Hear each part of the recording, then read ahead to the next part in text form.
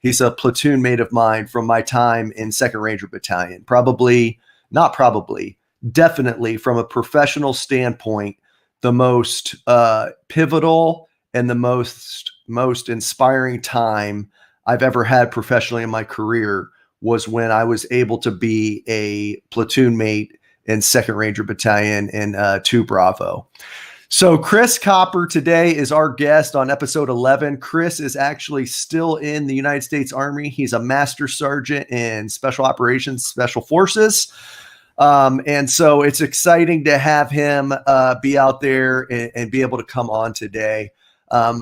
Chris is as real as it gets. He's a good old boy from the South, and he's real. He is what he appears to be, which is what I love about him. The first time I met him was when he finished Ranger school, and was coming back over to meet up with our platoon in Iraq. And I remember, it was at nighttime. It was probably like 8 o'clock at night when he finally arrived at BIOP at the airfield in Baghdad with a couple other platoon mates, and just meeting him. And he was infectious then, as far as his personality and his, I don't want to say charisma, but his character, his essence. It's an infectious essence that people want to be around, people listen to. He was a specialist at that time. Now he's a master sergeant. So without further ado, let me go ahead and bring Chris up on the screen. What's up, my man? What's up? Hey, man. Hey, Chad. How you doing? Good, dude. Do you remember that? Do you remember landing in BIOP that time frame? You know, I was actually, as you were saying it, I was kind of going along with you, and I was trying to remember it, to be honest with you. You know, there's so many things that blur together over the years at this point, because I've got about 1 year left before I do 20 and punt. And, you know, as I'm sitting back here, I'm starting to recollect that trip, you know, that time frame, because I was a brand new Tab Spec 4. You know, I had finally, you know, hit that point where I wasn't no longer getting smoked in the hallway and, you know, doing all the shit details or whatever. And I think the one thing I do honestly remember was, you know, finally feeling this sense of accomplishment that, hey, I got my tab, no more hitting the slab. And I think the first person I saw was at the time, Zach Dean, I remember. And, you know, I was super pumped to have my tab, and he had been a Tab Spec 4, and now he was the E5 team leader. I'm like, hey, what's up, Zach? And he's like, hey, it's Sergeant Dean to you. And I was like, damn. you're like it still exists. Man, I thought it was gonna be better on this side. It's the same old stuff. But yeah, it's, you know, it all blurs together, to be honest with you, those days. Yeah. It's hindsight, they say 2020, and I don't really remember any bad times. I just remember a lot of good stuff. I remember, you know, BIOP Airport, and you know, that comfy house that we had there with the pool in the backyard. Yeah. You know, with like that, I don't even know what we used for a diving board. We ratcheted it down, but you know, It was like plywood. yeah, you can still bust some gainers with it though. You know, so it was a little volleyball court out back, little Tom Cruise, little Top Gun during the day. God, man, we're gonna make everybody think it was just all shenanigans. Yeah. Which, you know, I've often had this concept. You know, I'm not a movie writer, but I would love to see a super trooperish type movie for, you know, the special operations. I mean, you know, Hollywood produced, you know, where they have that same genre of the super troopers, but dealing with special operations, because it'd be too easy to do. Yeah. Mm-hmm. It'd be too easy to do. But yeah, that was I remember that trip, but it's all vague together. Well, I just remember you, and I think Kyle Morris was with you as well. Did Kyle come back with you? Did you guys both graduate Ranger School at the same time? I feel like you and Kyle showed up together that night. I gotta be honest. I honestly don't remember. Yeah. I really don't. I just remember the pool and night ops, and Yeah. I remember Erickson, a BB gun, Chris Frost, and some blood and pain. Dude, I remember Gagne. And what was that, like area house number 2 or whatever, man. Gagne got me one night, got me from behind, dude, put me in a chokehold. Next thing I know, I was like waking up. I mean, he completely knocked me out. Oh man, we could go on for another hour just reliving those stories, man. those just, what I do know is that as I'm finishing up this career, everything is really becoming, very like reflective, and I really feel blessed, finishing up this chapter and phase of my life, because those honestly were some good days. There was definitely, there's so many families and people out there that have better memories of that, and I'm not taking that away. But you know, to be a commando from those days, and to have had the platoon mates and the experience that I and we were fortunate to have.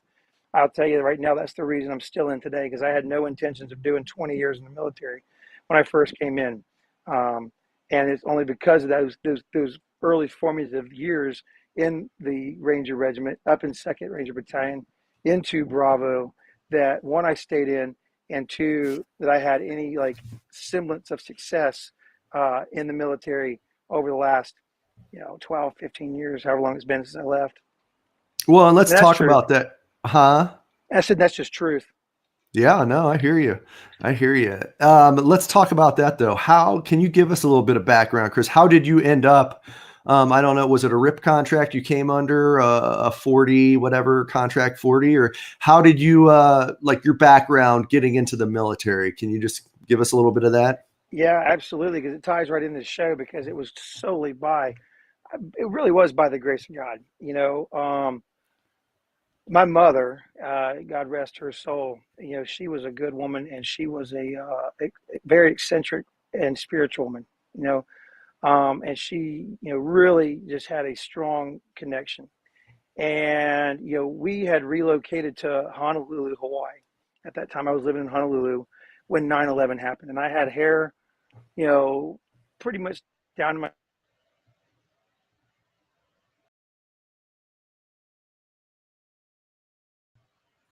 Hey, Chris, I lost your volume. surfing. Oh, okay. You came back. Your volume Right? came back. Yep. But I had three things I was looking to do. I was living to get some waves, get a buzz, and get laid, and that was a Hmm. fact. And I was jamming in Honolulu, Hawaii, and 9/11 happened, and it was, for like everybody in that era, it was, a life changing moment, and it was go time. It was like ultimate bar fight, ultimate offensive slap in the face. And so I tried to enlist in the Army shortly before that, and was having a hard time. I had some legal discrepancies down in Georgia when I had been just after I turned 18 to 20. I think I went through this, like, I think I'm Waylon Jennings phase of life, and and I could not get in at that time.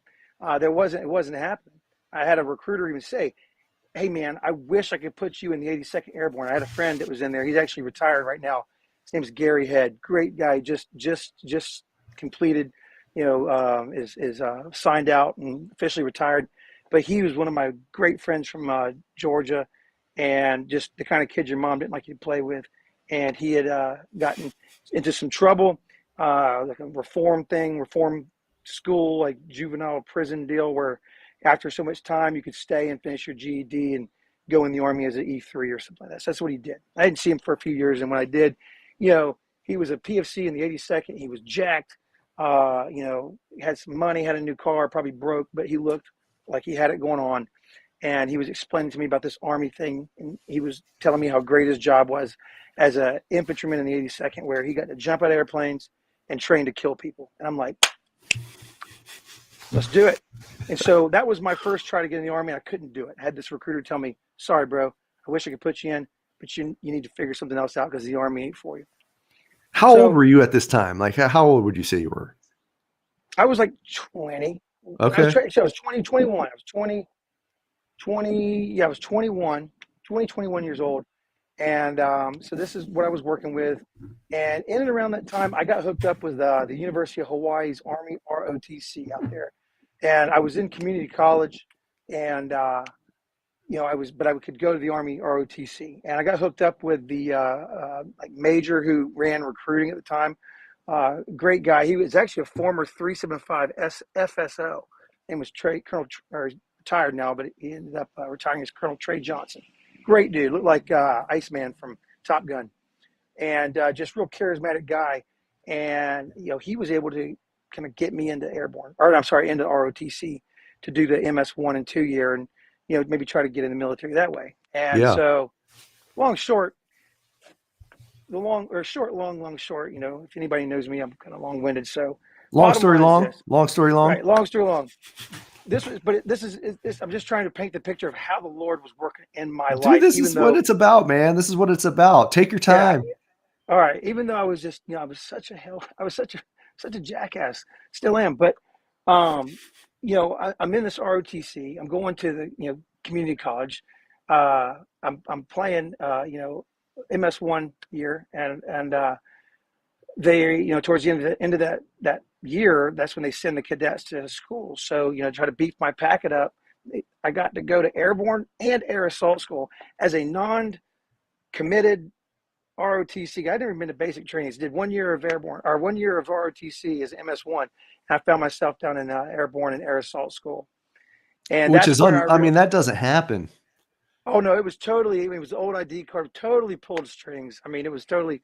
Asked for forgiveness than permission back Yeah. then for those guys, but it worked out. And it's also where I realized that I found my people, and my people were the privates that were fresh off the sandhills, because I was down there as a cadet. And I was just, I found my people. I found who I communicated the same language with.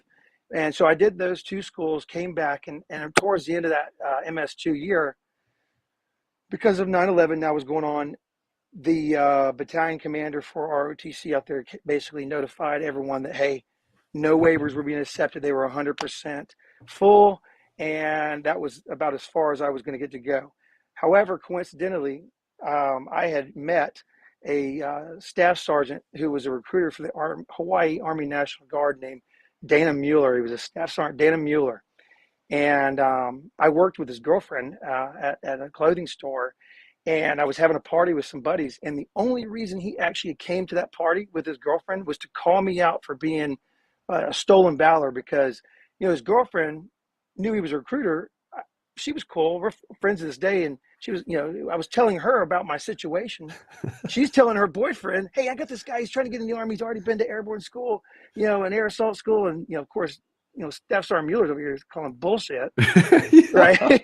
Yeah, so, whatever. so, so he comes over, and I'm like, "What's up, dudes?" And Hawaii, chilling, drinking, partying, and he's just wanting to see my, my award, and this, and this, so he can bust me out. And I'm showing it to him. I'm explaining all this stuff to him, and he found, he's like, "Dude, you're legit." And so this guy, I That got is this guy. such a copper story, man. It doesn't end. It doesn't end, because I get this guy. So so he takes on the case, right? I'm in Hawaii.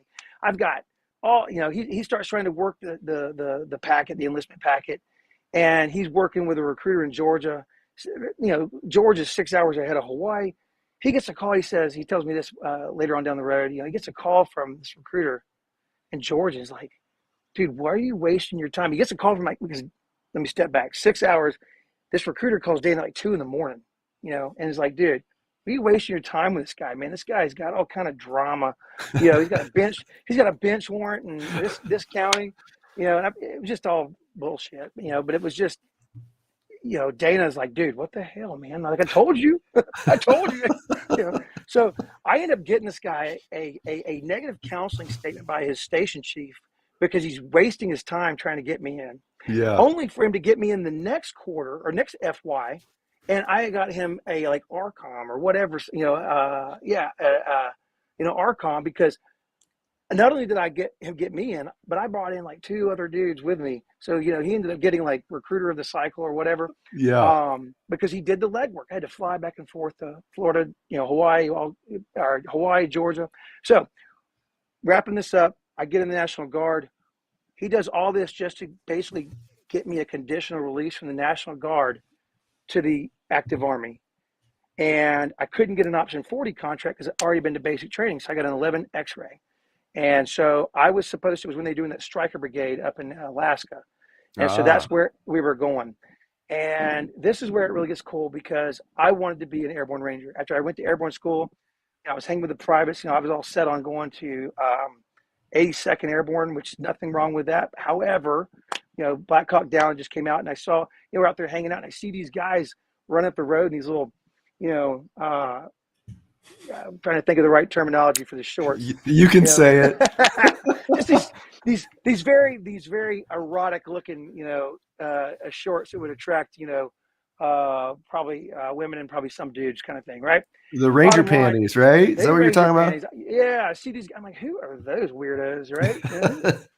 But it is. It's like awkwardly attractive, though. Even for a dude, it's like, man, I want to wear those. I guess, in all theory, I guess it kind of attracted me. So right? I'm like, so that's the Ranger. I want to be that.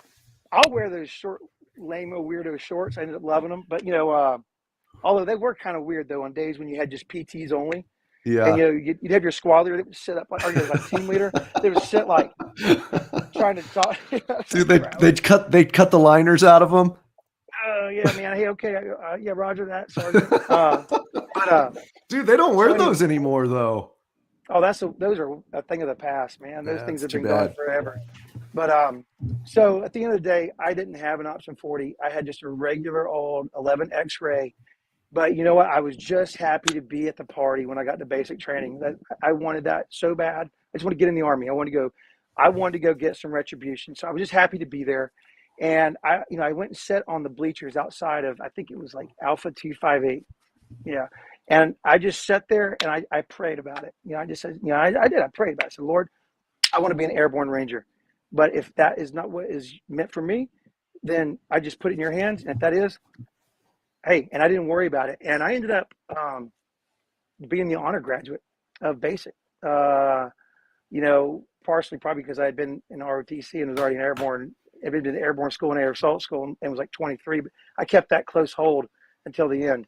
And I ended up, the brigade commander at the basic training or at the graduation was able to get me into RIP. And that's how I ended up in 2 Bravo. So so the brigade commander of the basic training is the one who said, hey, I'll slide you into a RIP class then. Well, he was like, hey, great job, private. You honor grad. I want to send you to a school of your choice. And, I was like, well, he's like, how about airborne school? I said, I've already been, sir. And then I explained the situation. I've already been to airborne air assault school. He's like, well, so I said, I'd like to go to RIP. I want to go to RIP. I'm on orders for Alaska, Fort Wainwright, and but I'd like to go to RIP. So he told me, I was with my family, he said, you come back to my office at 1500 and I'll have an answer for you. So we went and got lunch in, Columbus and hung out and showed back up and I had orders for RIP. No kidding. Yeah, man. Well, you know what? That's good though, that he squared you away and stayed with his word and followed it up and had an answer for you at least. Oh yeah. I mean, it was basically a yes or no. I mean, he was going to go in and see what he could pull. And, he went and by the end of the day, I had orders to RIP. It really worked out good. I'd already been to airborne school. So my drill sergeant, I had a good rapport with him.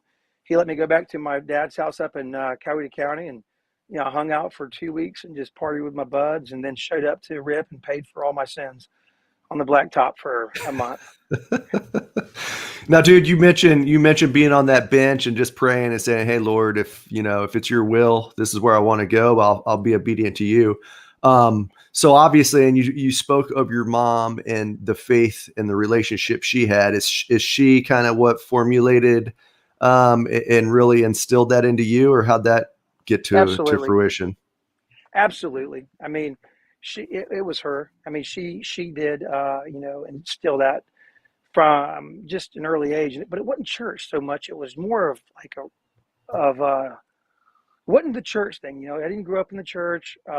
It just was a connection with, basically like that picture, on the beach that shows the 2 footprints and it's just that one person walking. Yeah.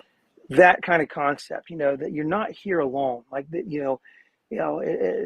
there is God, there is Jesus. They are there, and know that. And when I was little, you can't comprehend that. But right. As I grew to understand it.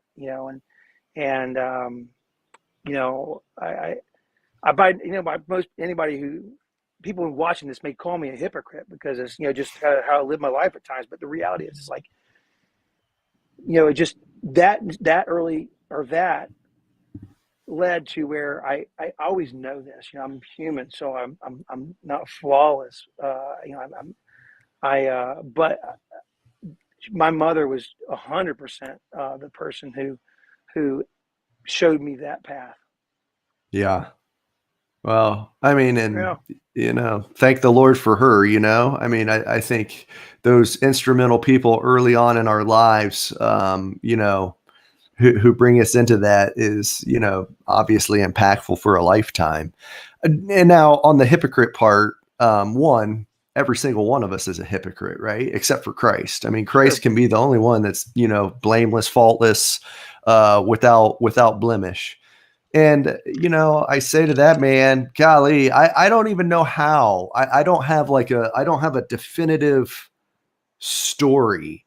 I don't have a definitive story, Chris, with you, but like I knew even, and I didn't, I mean, I was a mustard seed of faith. I've said this before, I was 99.5% heathen and 0.5%, follower of Christ in those days.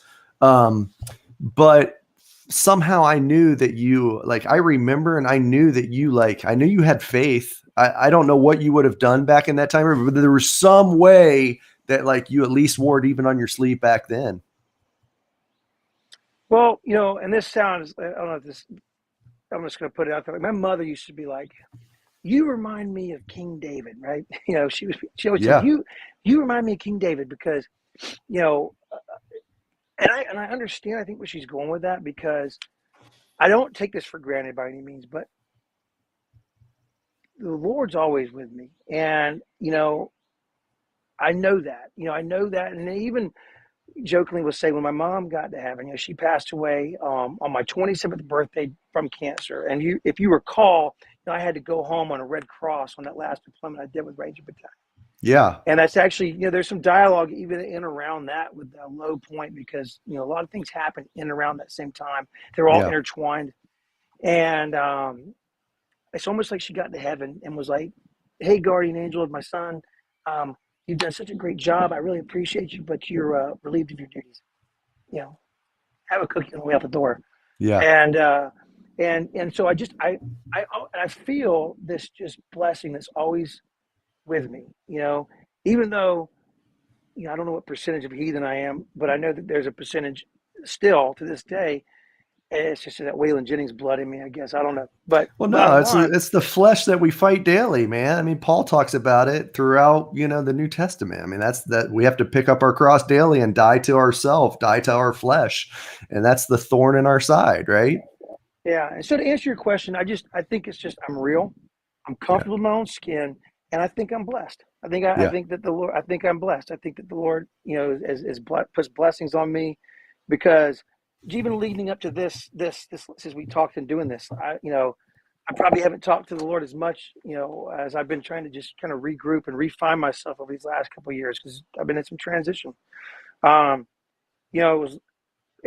I'm like, Lord, please just give me the words. Help me to. I know I've been a turd lately, but just help me to do this so it spreads you. And so Yeah. that's kind of how I live my life. Even I always have. It's like, let me do good. I mean, I only here once. If you can help somebody, it's worth it. And I'm an optimistic person by nature too. Which is So a maybe good thing. that's Well, but what you said is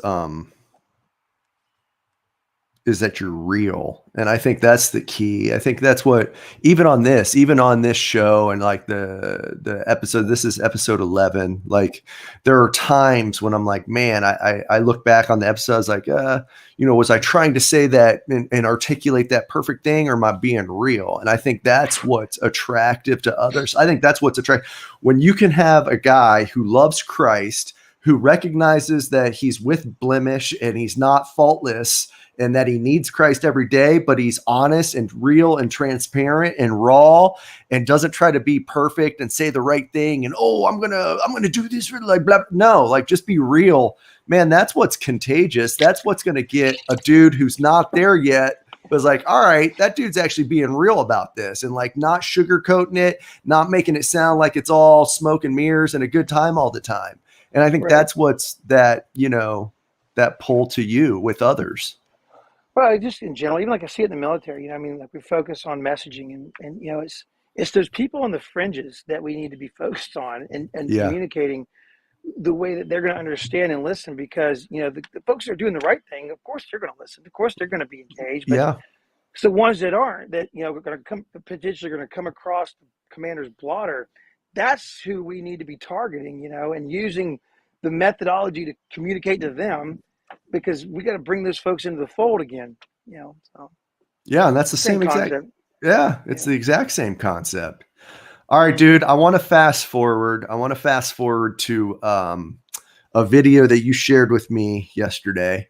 And I'm going Hmm. to try my technical skills. We will see how technical I can be. But this is a video, just for the audience. This is a video that Chris sent to me that was during one of his deployments overseas. And it's a moment right before they get ready to go out on a mission. And we will go ahead and cue that up real quick and see if I can't pull it up to get it to go.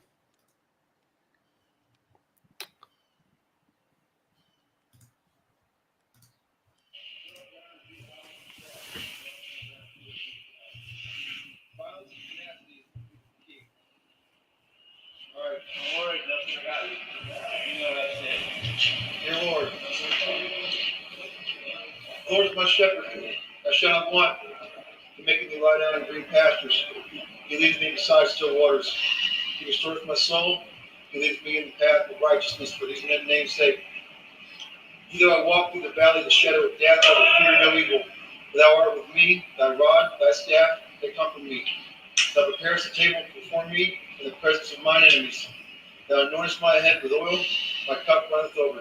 Surely goodness and mercy shall follow me all the days of my life, and I will dwell in the house of the Lord forever. Dear Lord, please be with us. Please carry us. Please keep us safe.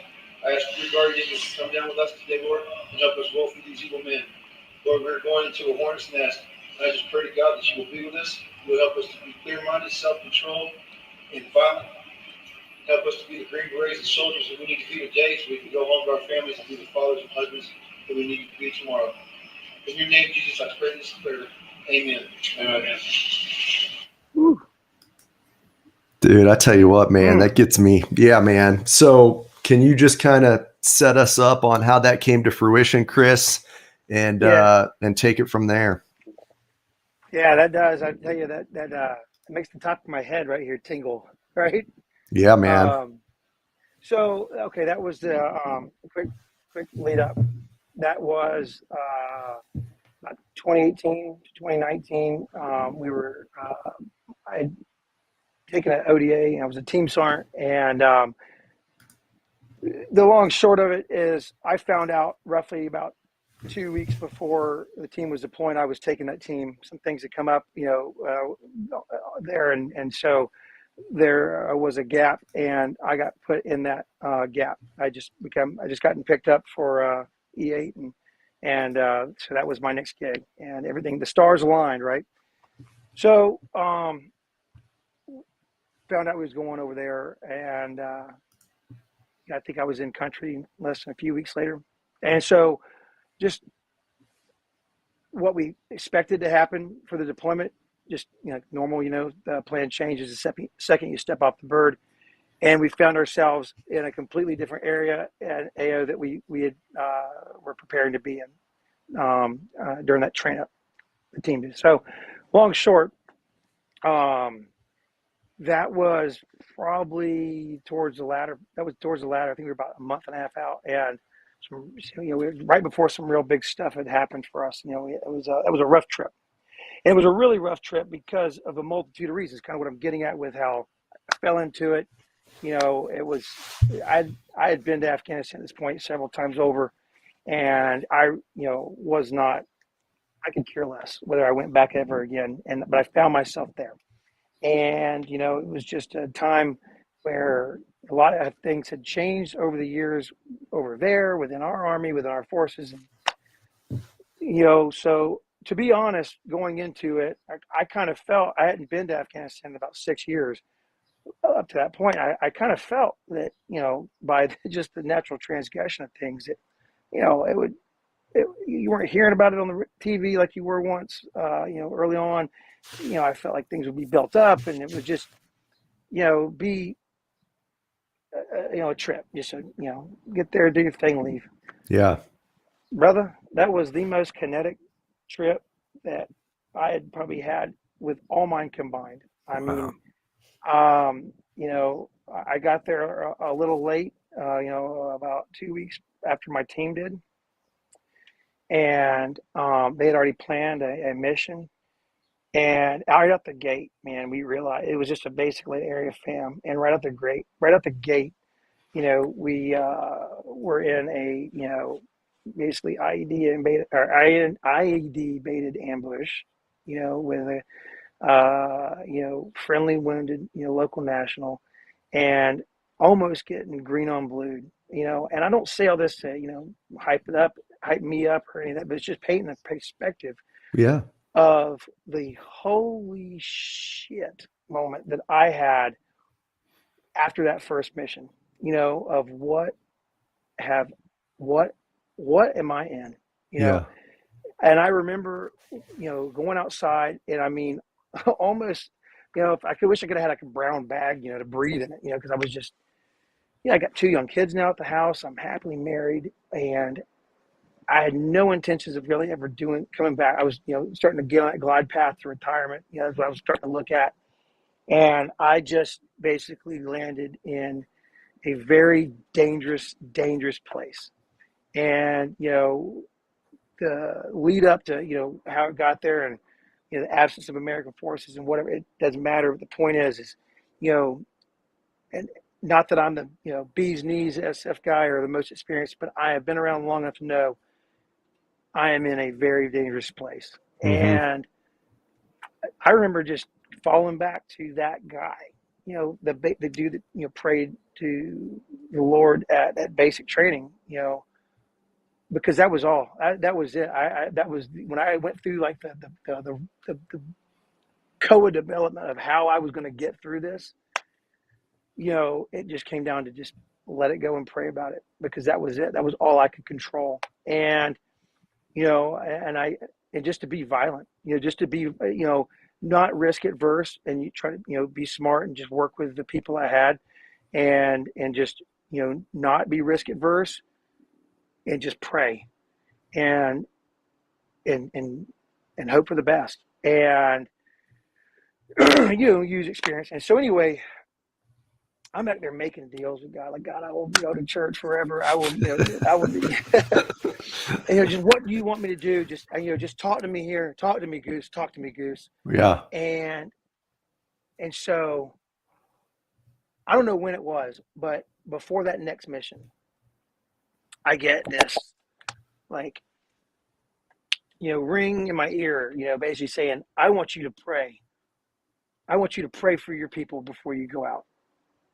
And I'm like, okay, cool. Like, silently, I got this. No. I want you to openly pray for your people, like in front of them, like out loud with everyone. Well, I get an RFS a chaplain to come out, and no, I want you. This is your dialogue. This is your dialogue with God, right? Oh yeah, man. I'm like, What'd you say? Can I RFS a chaplain out? yeah. Like, I request, some support for chaplain to come out. I love it. And but it was clear. It was clear. He wanted me to do just that and Yeah. pray. What we just watched. Yes. And so I'm like, yeah, okay, yeah, shit, and and so, we're getting ready to go to our next thing. Like I said, we just, I'm not even gonna lie. I think that first mission, we kind of got it pushed in by the Talibs. We definitely, it was, it was a slap in the face. And so we're going back out to go hand some business out, because, you can't take that, can't take that. And so we get done, doing our last minute intel dump, and last minute, PCIs, PCCs, and, it hands over to me to kind of give any final notes. And it's like, and okay. And so the next thing we're going to do, anybody who wants to stick around, just stick around. We're going to pray about this. And I think like maybe 5 people stuck around. It was pretty much like the infantry uplift that, decided to stay. And so, like I said, there was other dynamics going on, but, the minimal couple guys stuck around. And we went out, we did our thing. It was a successful mission. And that just is kind of how it started. And, as we got more comfortable in country, as it just started getting more kinetic, because it was like boxing, and we were picking up on what their TTPs were, and we were just hammering them, and countering them left and right. And so, we're rocking and rolling, and really doing some good Lord's work, if you know what I'm saying. Yeah. And so, but it also, you realized, how hairy it was out there. And the long short of it, I watched the crowd of people who stuck around for the prayers before we went out get bigger and bigger and bigger and bigger. And it really became a thing, and it really kind of became this like sequence where it was just, you almost felt like a rock band, because that was that, that hype of that hype, and then to go out and handle it. And it was like putting on the full armor at that point. Right. And then 22nd January came around, 2019, and the Taliban were able to counter us back. And my 18 Bravo, Sergeant First Class Zach Beal, he was shot in the neck, and he died. And it was like having the wind just boom, out your sail. I mean, just, man, it was speechless. It was horrible. It was horrible. And, we went through the whole, ramp side, and we went through the ramp side, and we went through the memorial, and we were literally a month out from leaving. And long short, we used that because, we were faced with a decision. Our team was coming, the next team was coming in. It was another team from another group. And, you can't short stroke those handovers, especially in an area like that, because you're just, you're screwing your buddy, you're screwing the next guys. And so we had business to attend to, and it wasn't revenge operations. It wasn't some kind of craziness like that. It was just, that was our hot spot, that area. And that was what we as a team decided to go right back. I was a little reluctant, but, my team was ready, and we had that connection going on. Yeah. And, and I said at the beginning, you can't be risk averse, because, I'm not their keeper. The Lord is their keeper. I'm not their keeper, and they're men. And that's what we do in this job. And so we went, but that, praying like that, we prayed before we went out. We took the incoming team with us, and, it really set the conditions for, the carried on success for that area during that time. And it was all falling back on just, I think those prayers, because, the second, third, and fourth, and fifth order effects of that was, getting through, building a foundation for some of those uplift guys, and for those teammates and those people that were there. So when, to feel comfortable in the dangerous kinetic area, 1, 2, when tragedy struck, to be able to fall back and have the courage to do the right thing, get back up and get back on the horse, and go do what he would want us to do. And then 3, for the new people coming in after that, who were like, oh crap, where am I at? To take that fear and turn it into something else.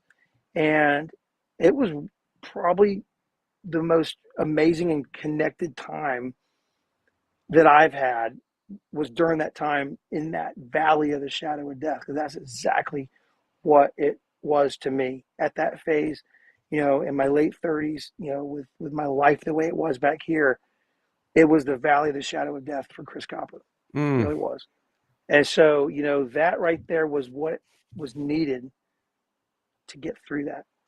And then, I'm still trying to work on what it is to post that time, because there's been a lot of transition from then, getting home and going through the cycle, that cycle, you know what I'm talking about. Yeah. Transitioning into this slow pace of work and this different phase of my life, and, and just upper management sucks, and sucked. And so, it's just a thing, but finding that connection. I think that's what we're doing here. I think that's what this is right now. It's this connection, just us talking and this kind of coming into fruition of what we're doing. I think that's the Lord working definitely in my life, because it's getting me back to who I am, so I can fix the things that are maybe a little off in my life. Like my marriage is good, but it's not the best it's ever been. Because I'm not the best I've ever been. Things are off. I mean, the whole world is kind of a dumpster fire right now. And so it's just, there's a lot of weird stuff, but it's falling back to that connection, that hope and faith that I think gives you the peace to walk through that valley, walk through those hard times. Golly, Chris Copper, man. I mean, there's so many things that you have just said and so many things that you just spoke of that are so pertinent, so necessary, so courageous. I love your point. I just want to ask one, because this is what I needed. To your point, like what this is for, and what it's for, it's because of the combat veteran community and like that area of not having the spiritual dialogue, wherever the guy is, wherever he or she may fall, and maybe not into it yet, but still God is infectious, God is contagious, God is attractive, whether you believe in him or not. I solely believe that. And so I think we need to have these, and we need to have real talk like what you just had. But what I needed specifically is what you just talked about, being risk adverse. And you said, we're not going to be risk adverse. And I love that. Can you just describe why you felt it was so necessary not to be risk adverse in that situation, and where you found yourself in that area of operation over there?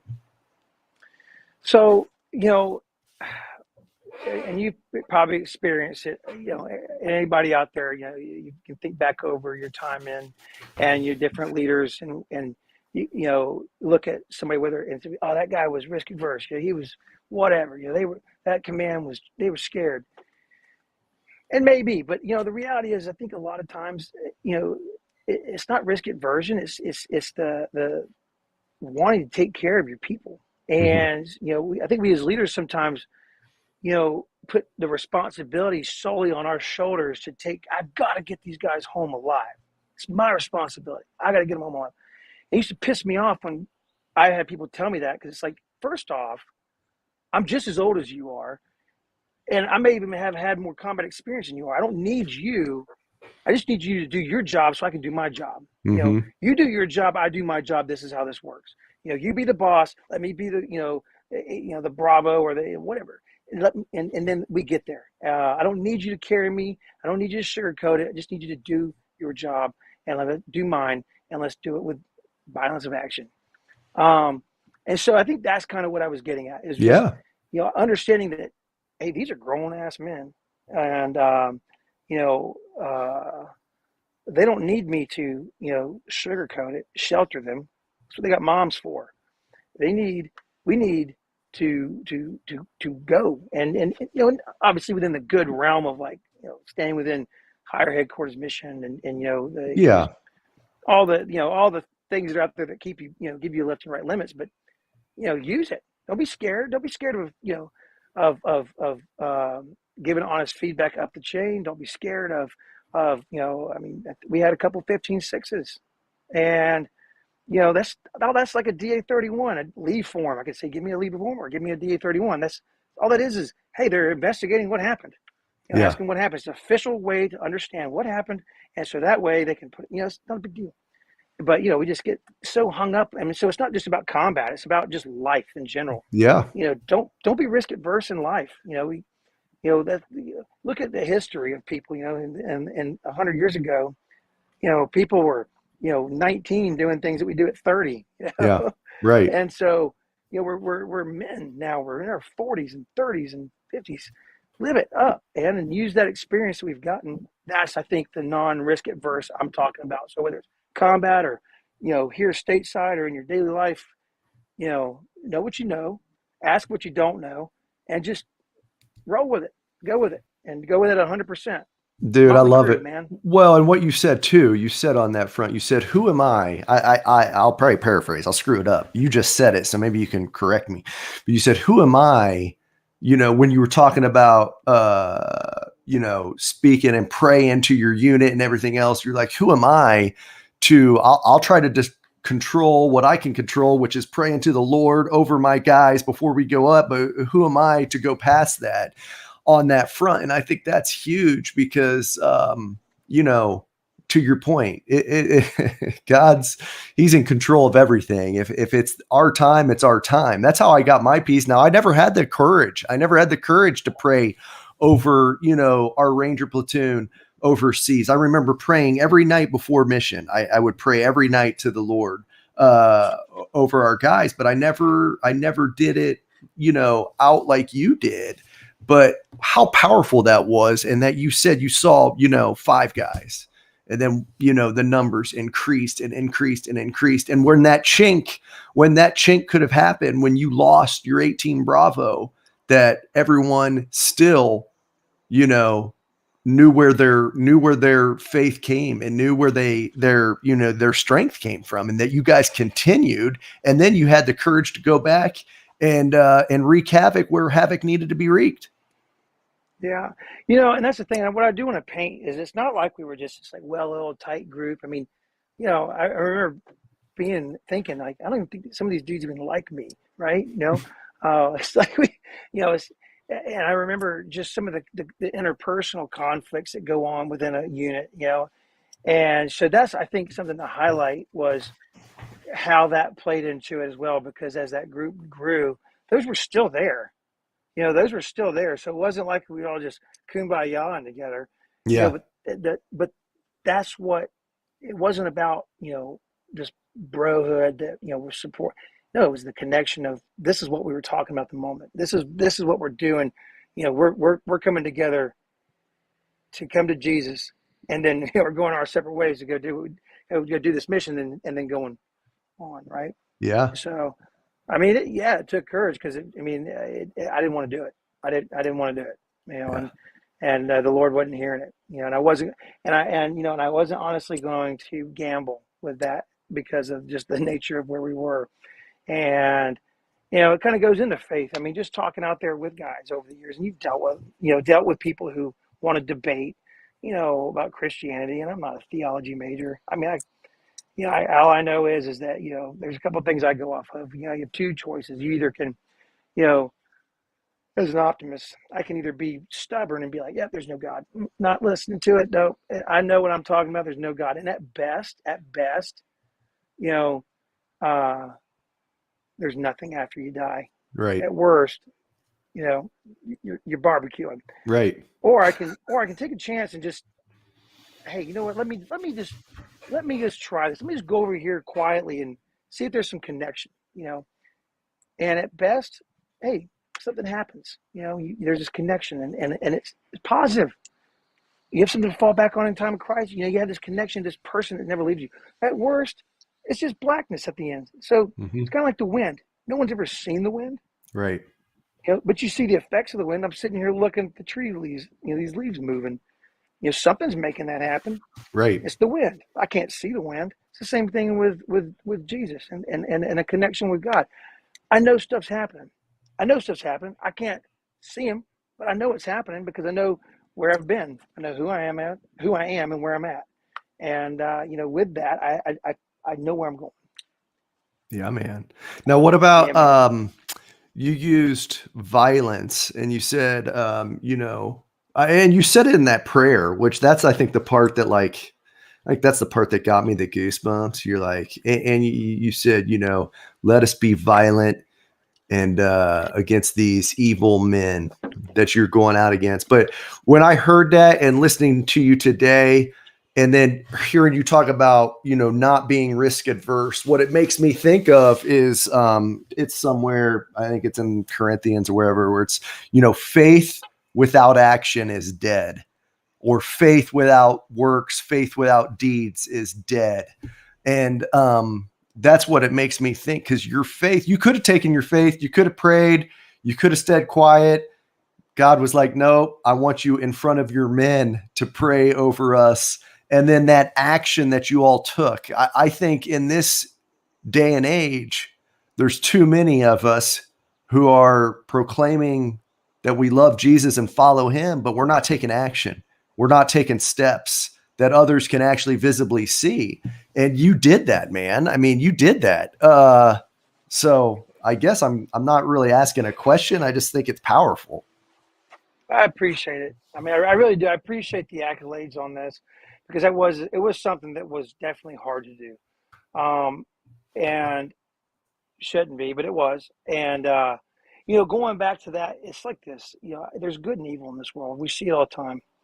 And I'm not saying I don't think I'm a violent person, but I get it. I see it. I see that there is good and bad, and ultimately God's the ultimate judge. But there are certain circumstances, and that was just one where, and to be honest, I would go out every night, every evening, kind of watch the sunset. Afghanistan has some of those beautiful sunsets, and I would just spend some time, just praying and working, and we used to call the area we were operating the Death Bowl, because it was a big bowl, and I would pray for those people. I would pray that the Lord would touch those Taliban's hearts. Mm-hmm. Otherwise, we was going to shoot them. We was going to get them. Yeah. That was the plan. That's what we were praying for. And I don't say that trying to sound, macho or bravado. It's just that's what we were doing, the Lord's work, because that's the situation that we were put in. There was no going out and preaching with Bibles and trying to convert. They were against Christianity. They were Talib. They were evil. Period. That was the way I saw it, and it was, Lord, let me be what I need to be for you, and let us be what we need to be for you, and do your work. And so that's what I was getting at when I said, help us to be the violent men we need to be today, so we can go home tomorrow and be the fathers and the husbands then, because that was the rules in which we were playing by. It wasn't missionary work. It was, it was combat. Yeah. And so, well, and but on that front, man, I mean, you're right, though. I mean, and I've said that before. I mean, we need to pray for those that, however you define enemy. Yeah. The enemy in that situation being the Taliban, or, the person in a business deal that we're not getting along with, or, the family member that, we don't have a relationship that we're trying to, I mean, that's who, it's easy to be scornful, and it's easy to bring God's judgment and wrath, which we're not called to do, but we often do. But how much harder is it to actually pray for that individual, that individual that we're not seeing eye to eye with? Oh, it's very hard. I mean, I still have some people in my, I mean, we've talked over the last couple of years, and so you kind of know, just, kind of, what I'm getting at here. There's still some people that I, struggle with forgiveness over. Yeah. And that's just so what I'm getting at is it's almost kind of stepping out of your own, I don't know, stepping away from the controls, I guess. Yeah. And just kind of giving it up to the Lord and saying, okay, can you drive for a bit? I'm tired. I'm gonna let you do that. I don't really know where I'm going. I don't really know where we're going here. So can you just drive? And I'll control the radio. I don't know. I'll control the AC or something. Can you just do it and let it go? And so that's what I'm getting at. It wasn't about I'm getting off on doing this during. It was just, this is what was necessary, because the Lord was in control. Yeah. Now, dude, what about the most challenging time frames in my life? And it sounds like that time frame, 1819, that deployment was one of the most challenging time frames in your life. Combat related. Okay, combat related. Yeah. Yeah. I've eaten a lot of humble pie. I know. Well, all right. Well, regardless of the scenario, what I'm getting at is, it's in those time frames, in the lows, in the valleys. You were in the bowl of death, the valley of death, the low of my life. That's when I was closest to him. That's when I needed to rely upon him the most. And I got a similar feeling from you that's why you needed to go to him in that, because you got through that first mission. We're like, all right, I got to change something, because Chris Copper's not going to be the one to figure this one out. But I mean, and I will say, as weird as it is, there are often times when I'm like, all right, Lord, like, if I'm not in a valley, but like, I still go back to, man, like, I wish I was as close to him now as I was then. Do you ever have that moments now, like that you're removed from that deployment and that setting where you go through those peaks and valleys, and how do you navigate that? Well, yeah, I do. And like that, I kind of made some notes just, and that's where I think, it's the aftermath, and that's where the guilt, I think, and redemption, that's where the guilt and redemption come in because, of course, I was very much connected, but then as time goes on and you're back home and, this life's moving on, you slip away. Yeah. I have. And that's kind of where, I've been in my own personal valley because I've totally slipped out of that guy that, I sent. And that's, part of the reason it brings, a tingly and almost some shame because, it's like, what an ungrateful turd I've been, but then that's where the redemption, I think, comes in the standpoint of there's that still that connection. There's that even that feeling of guilt to then ask for the forgiveness. And then, to even, Lord, please help me to actually talk through this interview with Chad and not sound like a complete idiot or a hypocrite, the connection because it's always there. And so, it's just, I think, and two, it's like a kid. I mean, if with your kids, they're always the most sweetest and diligent to do what they're told when they want something or they need something from you.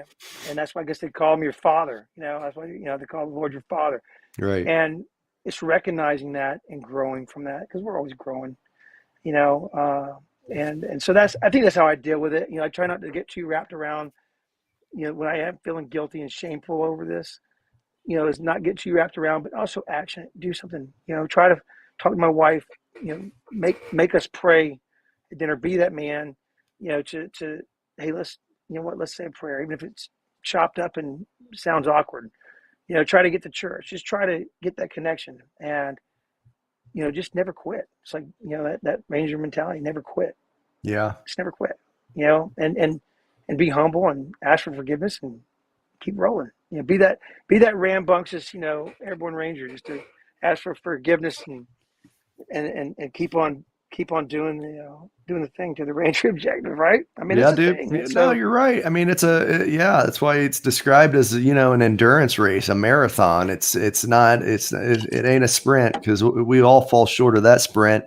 But, Chris, where people will resonate with that is by you sharing that and using, that's why, yeah, he is our father. And we can often look at our parenting and our ability as parents and how we treat our children that's the exact same way he looks at us. And you're absolutely right. And that guilt and that shame, we also got to recognize for what that is. That's not from God. That's not from the Lord. That's from Satan. That's wanting to build that shame and that guilt. And how do we circumvent that? How do we defend against that? Is exactly what you said. Go to him, go to the Lord. Hey, pray for, declare it, acknowledge it, and then repent from it, to get that back. So you're absolutely right, dude. It means a lot for you to come on here, man. I'm thankful that you got to come on the show, that you're willing to come on the show, that you're willing to share those stories, because they will make a difference. And Chris, I have that feeling. You have that feeling. There's not one person that doesn't have that feeling, especially a follower of Christ that doesn't feel like they're, a hypocrite and they're falling short each and every day, because we do. But that's why we got him, and that's why we rely upon him. yeah, I think that's kind of the cue to the wrap up. I believe, just looking at the time ticker, and so which is cool because I think my boss has actually called me like 3 times or texted me 3 times. maybe he's watching this like, Copper, get off. I do need to figure out how I can show him the recording so I can redeem. I'll send it to you.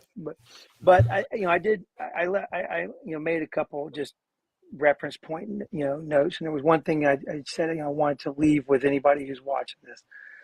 And so, the bottom line is this, and then, I think, you go ahead and close your show there.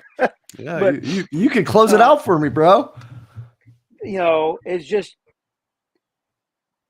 keep looking up, never lose hope, you know, and don't let your heart be hardened, you know, from faith, because, you know, for those who are out there, the combat vets, this will relate. This is the way I see it. You know, we started carrying tourniquets all over our body, you know, like our gun here we could get them ambidextrously, right? Why? T-Tri-C, you know, self-aid, buddy aid, first aid, right? You get shot, they'll stop fighting. You know, your buddy, you know, if I see someone drop, I can't stop fighting.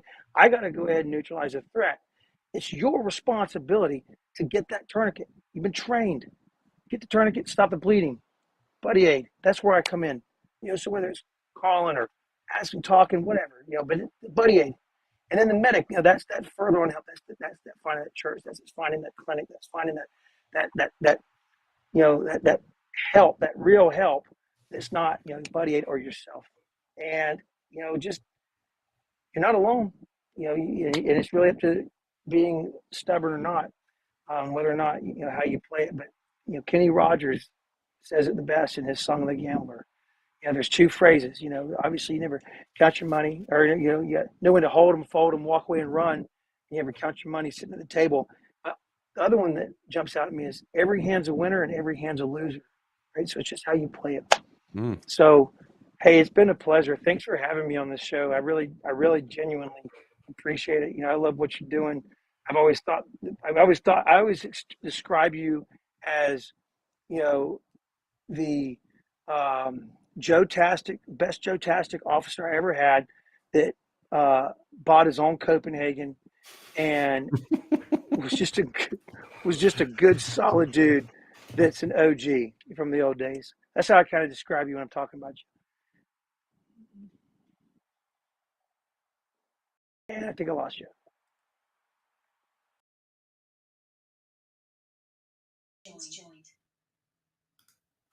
I don't know if we're still live. It may have cut us off. I'm not sure.